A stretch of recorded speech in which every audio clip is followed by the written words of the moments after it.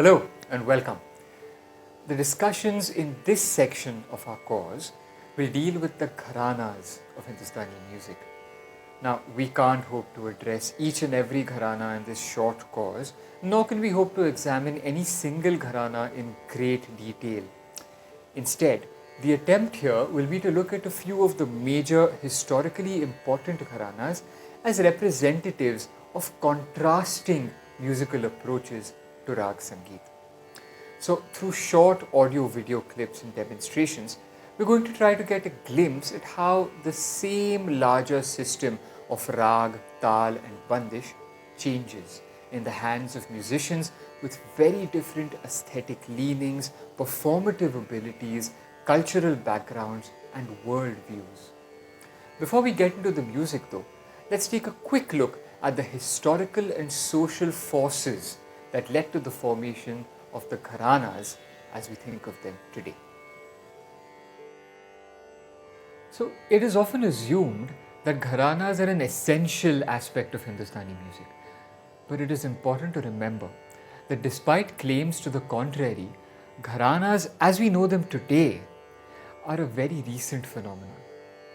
Scholars point out that no books dealing with music up until the 19th century make any mention of Gharanas at all.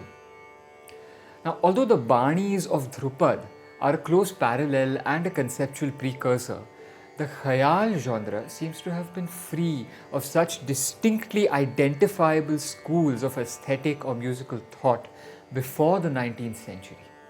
Before the 19th century, families of hereditary musicians found employment in the various powerful princely courts that had arisen across northern and western India in the wake of the decline of the Mughal power in Delhi.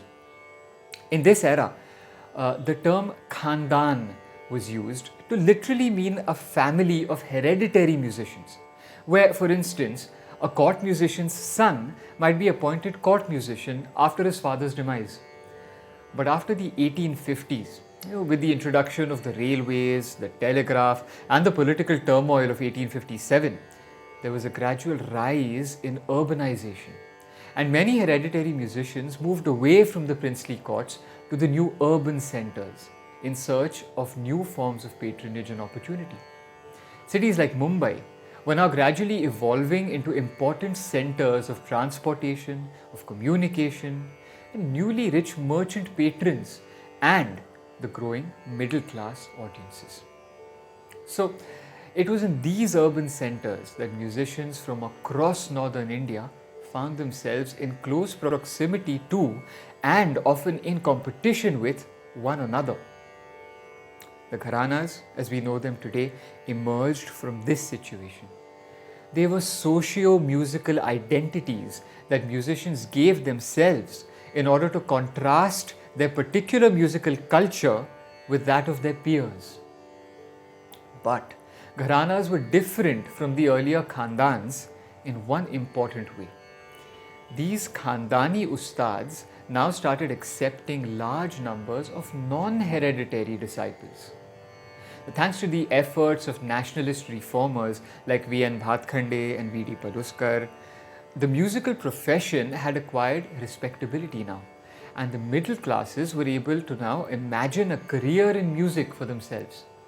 So gradually, non-hereditary musicians became disciples of Khandani ustads, where they learned and consolidated their particular repertoire, vocal styles and approaches to improvisation, while often even being careful not to acquire contrasting styles. These pedagogical groups, these groups of teaching and learning, were called Gharanas and were named after the ustad's native towns. That's how you have the Agra Gharana, Gwalior, Jaipur, Kirana, Patiala, etc. But the term Gharana was now a more inclusive term. It no longer denoted a family lineage like Khandan did. It now denoted a pedagogical lineage, a lineage of teachers and students. So after independence, the situation changed even further. Gharanas were in strength now, but as media and communication technology grew and more diverse music became easily accessible and available to everyone, Gharanas started to be perceived as a set of contrasting aesthetic musical approaches to developing a khayal. This trend has continued so that today, while there are certainly musicians who diligently stick to a single gharana idiom, most musicians tend to borrow both repertoire and stylistic approach freely from various gharanas. So, in the following sessions, we will try to gain an understanding of the gharanas primarily as contrasting aesthetical approaches, stylistic musical approaches to the same larger system of khayal. We look at the gharanas as different dialects of the same musical language of rag, tal and bandish.